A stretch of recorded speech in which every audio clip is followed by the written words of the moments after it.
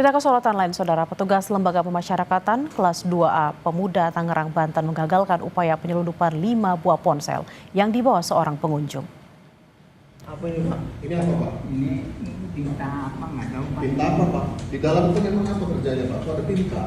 Kan menjalani pidana, mengikuti program pembinaan. Kok ada tinta merah?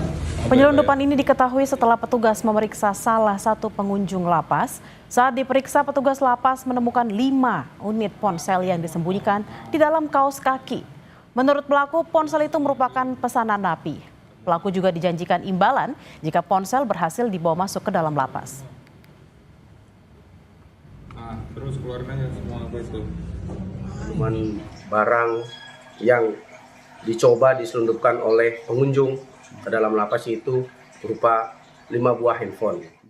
Pelaku ini yaitu orang tua dari warga binaan kami yang di dalam melaksanakan kunjungan seperti biasa, namun berkat kesigapan anggota kami dengan melihat gelagat yang mencurigakan dari bapak tersebut, kita periksa penggeledahan badan secara menyeluruh dan detail, akhirnya ditemukan handphone tersebut.